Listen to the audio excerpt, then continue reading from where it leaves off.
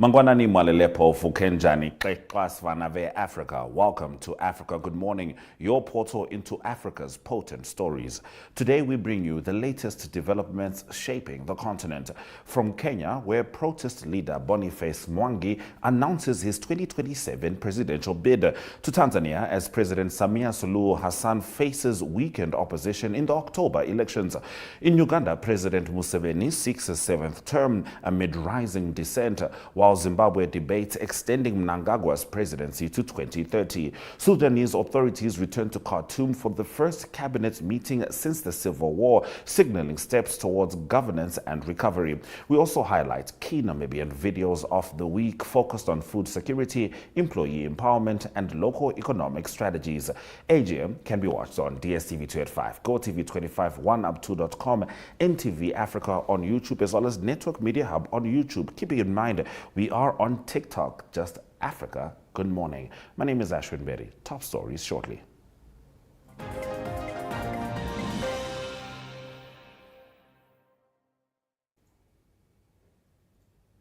When the sun sets, the news begins. Welcome to Sunset News, bringing you the latest headlines, in-depth community stories, economic updates, sports highlights, and your daily weather forecast. Join us every weekday from 7:30 p.m. to 8 p.m. on DSTV channel 285 and GoTV channel 25, or stream us online at oneup2.com. Join us on Facebook at Sunset News to stay updated.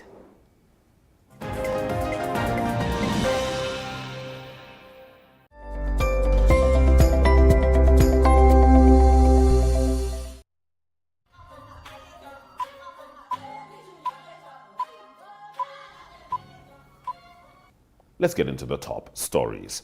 Boniface Mwangi, a Kenyan figure who rose to prominence by leading widespread anti-government protests, has announced his intention to run for the presidency in the 2027 general election, aiming to transform years of public unrest led by young citizens into political influence. Known for speaking out against human rights abuses and corruption, Mwangi previously contested a parliamentary seat in 2017 without success, advocating for integrity and accountability. He highlighted that ordinary citizens pay taxes expecting basic services but often face demands for bribes, and insisted that leadership must be returned to the people. His bid comes amid legal challenges, including a recent charge in Kenya over possession of tear gas canisters and a rifle round, which he denies, calling the prosecution shameful. Mwangi was also expelled from Tanzania in May after observing a treason hearing involving opposition leader Tundu Lissu. The 2027 election will require all candidates to be vetted by Kenya's Independent Electoral Boundaries Commission, and other declared contenders include Senator Okeya Omtata, former Chief Justice David Maraga, and incumbent President William Ruto. A coalition of opposition figures, including former deputy presidents, also plans to field a candidate, setting the stage for a contested and politically charged election that could redefine the country's leadership landscape. We move to next door, Tanzania. President Samia Suluhu Hassan has been cleared to run in the upcoming October general election, while key opposition figures have been disqualified, effectively leaving her to contest against minor party candidates. The Independent National Electoral Commission approved Hassan and her running mate Emmanuel Nchimbi after receiving their nomination forms, while the second largest opposition party, Chadema, was barred in April for refusing to sign the Electoral Code of Conduct as part of its push for reforms. Another opposition contender, Luhaga Mpina from the Alliance for Change and Transparency, was also denied candidacy after the party failed to comply with nomination procedures in the primaries, according to party sources. Observers note that Chadema chairman Tundu Lissu has been detained on treason charges since April, highlighting growing concerns over human rights and political freedom in in the country. Hassan, who first assumed the presidency following the death of John Magufuli in 2021, called on her Chama Cha Mapinduzi party to maintain unity and ensure victory while expressing gratitude for the opportunity to continue serving citizens. Her path to the ballot now faces minimal competition, raising questions about the inclusiveness of Tanzania's electoral process and the ability of citizens to exercise meaningful choice in the upcoming election. Staying in that region, Uganda's ruling National Resistance Movement has endorsed President Yoweri Museveni to run for a seventh term for the country's 2026 general election, extending his leadership to nearly 5 decades since first taking power in 1986 as head of a rebel force. The 80-year-old president accepted the nomination at the party's delegate conference in Kampala, highlighting achievements such as economic recovery and stability through 5 phases of governance and asserting that criticism of his long tenure is unjustified as he is re-elected every 5 years. Museveni enjoys strong support in rural areas where citizens cite peace and security, but his leadership has faced accusations of authoritarianism and suppression of opposition, including within his own party. His main challenger, singer-turned-politician Bobi Wine, 43, has warned of worsening political conditions, citing threats against activists and restrictions on rallies, and has mobilized supporters to register a protest vote. Wine, who rose to prominence through his music career and became a parliamentarian in 2017, has consistently criticized the government, earning a reputation as a contrarian figure. Longtime opposition leader Kizza Besigye remains imprisoned on politically charged treason allegations, further illustrating the challenges facing dissenting voices in Uganda as the nation prepares for a critical electoral contest that will determine its political direction for years to come. We move next door to Namibia.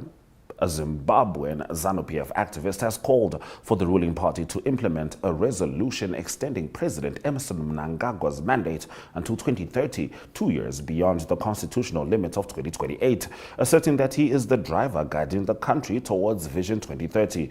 Tonderai Chidawa, chairman of the Zimbabwe Youth Action Platform, addressed journalists in Harare, urging party members to prioritize resolution number 1 from last year's Bulawayo conference and warning those who oppose it that Mnangagwa's leadership is non-negotiable. The push for an extension has intensified internal divisions, with some supporters backing Vice President Constantino Chiwenga and others arguing that any term extension violates the constitution, which limits the presidency to 2 5-year terms. Chidawa emphasized that the upcoming Revolutionary Party conference in Manicaland should be action-oriented rather than a platform for debate, and framed Mnangagwa as essential to achieving the government's long-term economic and development blueprint. The debate highlights the tension between party loyalty, constitutional limits, and leadership continuity, raising concerns about Zimbabwe's democratic processes while reflecting the ongoing struggle to reconcile political ambitions with legal frameworks, public expectations, and the ruling party's vision for the nation's future under Mnangagwa's continued ruling. Moving on to our last top story. Sudan's transitional government has held its first cabinet meeting in Khartoum since the outbreak of a civil war in 2023, marking a symbolic step towards the return of state institutions following months of military recapture of the capital. Chaired by Transitional Prime Minister Kamal Idris, the meeting included 22 ministers discussing priorities for post-war reconstruction, economic recovery, security improvements, and the voluntary return of displaced citizens as the government plans to resume full operations in Khartoum from October. The conflict began with a power struggle between Army Chief Abdel Fattah al-Burhan and parliamentary leader Mohamed Hamdan Dagalo over integration of forces and the timeline for civilian transition, leaving tens of thousands dead and approximately 15 million displaced. While the army has regained control of key areas previously held by the Rapid Support Forces, sporadic violence persists across the country, highlighting ongoing ongoing security challenges. Idris, sworn in May alongside the Transitional Sovereignty Council chairman, underscored the importance of stabilizing institutions and delivering essential services as the government seeks to re-establish authority in the capital. The meeting represents both a practical and symbolic effort to restore governance amid complex humanitarian and security crises, signaling the administration's determination to consolidate power, manage post-conflict recovery, and address the needs of a population severely affected by years of conflict and displacement. Those have been our top stories on Africa. Good morning. Shortly, we'll be looking at the news videos of the week stemming from Namibia. But prior to that, let's have a look at the weather.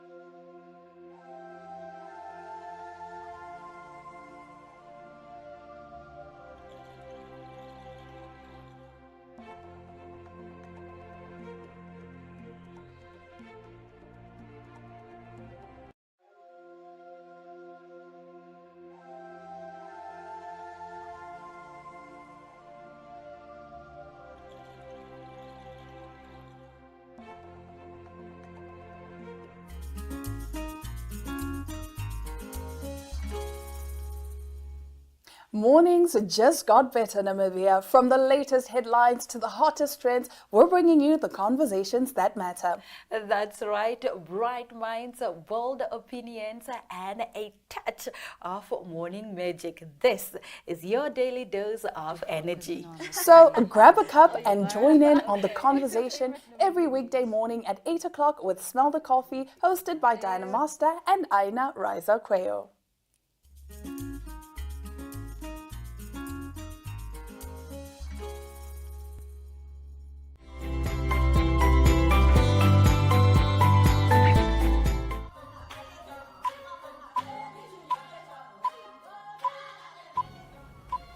All right, it's time for us to get into the news videos of the week stemming from Namibia. President Netumbo Nandi-Ndaitwah visited the Kalimbeza Rice Farm in the Zambezi region, stressing that deadlines must be met to ensure the project delivers on its food security goals. She underscored the farm's role in boosting Namibia's contribution to Africa's food basket and highlighted the importance of innovation and regional cooperation. Kavango East, because it's between Kavango West and Zambezi. These are the bread basket of the country. This is why I'm going to pay attention to these three regions for them to produce the food. Let it be. If it means I spend more time on this part of the country in order to feed the nation, I'm going to do so.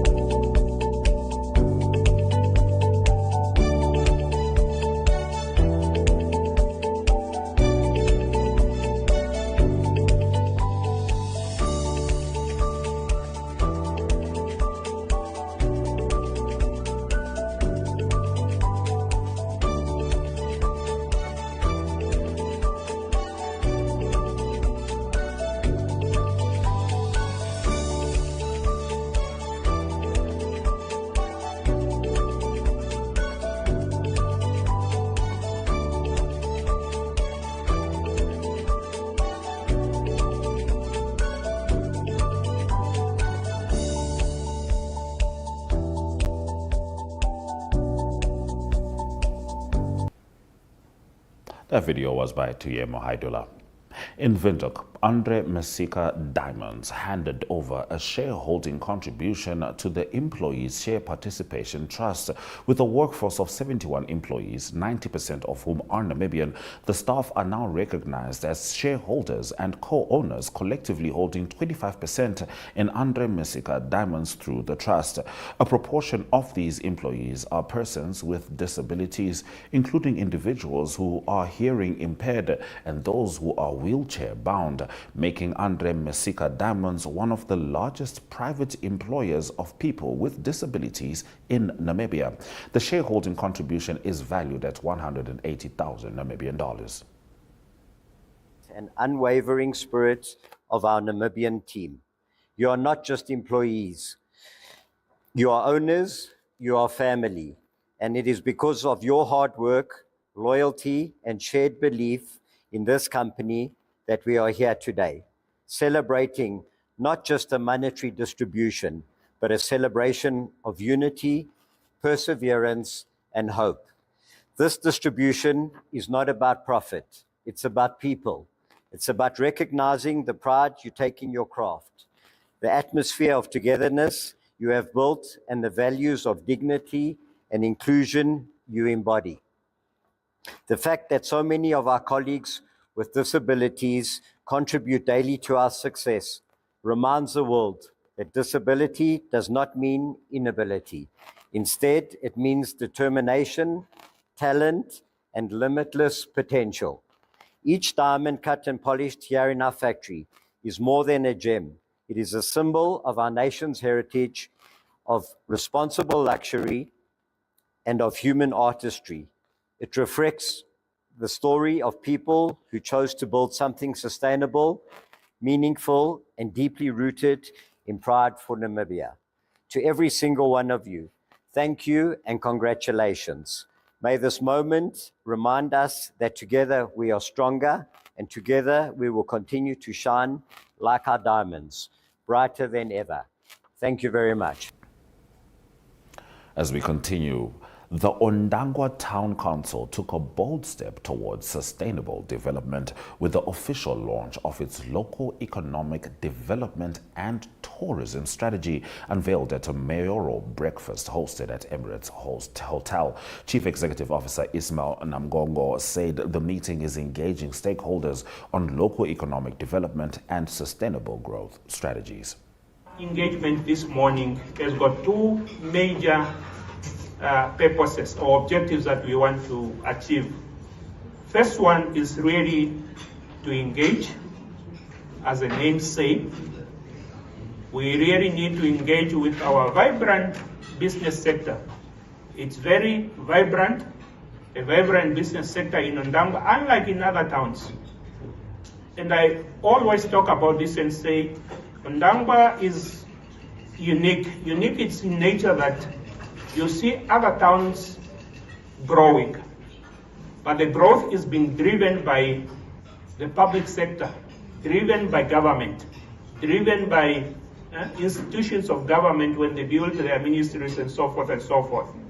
But the uniqueness of Ondangwa is that our growth here is being driven by the private sector, is being driven by the business people, and that is sustainable because business people all over the world build industries and they build towns. So that is why we are here. We are here to engage now that sector. The second purpose why we decided to be here this morning is really to explore the future direction of our town. We want to engage you and explore, and you give us a direction of where you want to see your town heading to in future. We are few as leaders in the town council, councillors, staff members here and there. We cannot successfully drive this town alone. We need directions. We need your inputs because it's all our town, all of us. So we are here now to engage you so that at least you have a say in the direction of where you want Ondangwa to be in future. But we can only do that if we engage with you, if we give you opportunity to engage with us, so that at least you give us that direction. So that is the second purpose why we are here this morning. Moving on, Minister of Information, Communication and Technology, Emma Theophilus, spoke about the ministry's engagement with stakeholders in Rundu. That was this week. She said the meeting focused on mobile connectivity, TV and radio coverage, access to public information and digital literacy, while providing a platform for feedback and collaboration. And pivot in order to ensure that we actually reach the results we set ourselves to. So we don't like to plan and implement in isolation, and this is why we continuously engage our stakeholders, the political leadership in a particular region, the business community who benefit heavily from ICT services, and also the community at large, so that we work together and hold each other accountable in terms of service delivery. And this is why with the 8th administration led by Her Excellency the President, Dr. Netumbo Nandi-Ndaitwah, we have a holistic country approach to planning and implementation, guided by the Stop Party Manifesto and its implementation plan, which has now been translated as well into the National Development Plan number 6, which was launched by Her Excellency last month, leading us for the next 5 years into the conclusion of Vision 2030. And that is why, as a ministry and any other government agency, guided by those two documents, we have developed our own strategic plans, and the one at the Ministry of ICT is really geared towards holistic digital transformation in the country. And that is why you see in our engagements today, we are going to talk about issues related to telecommunications, legislation. As a ministry, we are tasked in actually coming up.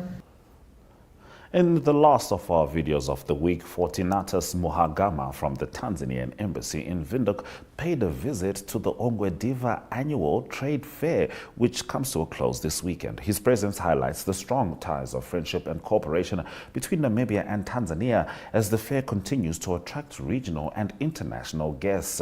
The trade fair, as I said, ends on 30 August 2025. Tiemo Haidula reports. My name is Fortunatus Mwangi. Come to visit the fair delegation here from Tanzania. Yeah, I like these people here, Namibian. I like everything here. People selling everything, clothes, everything. I was good. And also I like the food from Namibian to eat. It's very delicious. I like, my favorite is mahang with marathon chicken. It's so good. Thank you very much. Thank you. Do you know that the Awambo people think the marathon chicken is their chicken? They call it a Chiwambo chicken. That's just Chiwambo chicken, yeah. That's Chiwambo chicken, yeah. Chiwambo chicken with mahangu. I like mahangu pap with Chiwambo chicken. It's good. Very good. Thank you very much. Thank you. All right, just a slight correction there. The Ongwediva Annual Trade Fair comes to a close on the 31st of August 2025. Thank you very much for joining us on Africa Good Morning, not just today, but throughout the week, as we've been bringing you the potent stories stemming from the African continent, including the latest developments. And of course, we spoke about Kenya, where protest leader Boniface Mwangi announced his 2027 presidential bid. Tanzania, President Samia Suluhu Hassan faces a weakened opposition in October's elections. In Uganda, President Museveni has been endorsed to run for a 7th term, while in Zimbabwe there's a debate in extending Mnangagwa's presidency to 2030. And of course, we gave you the videos of the week stemming from the land of the brave, Namibia. We return with Monday, where of course Max Ichula joins us with the Zambia report, and as usual we will bring you stories from broader Africa. Don't miss Africa Good Morning on DSTV 285, GoTV 25, NTV Africa on YouTube, Network Media Hub on YouTube, as well as oneup2.com, spell it out, ONEUPTWO.com,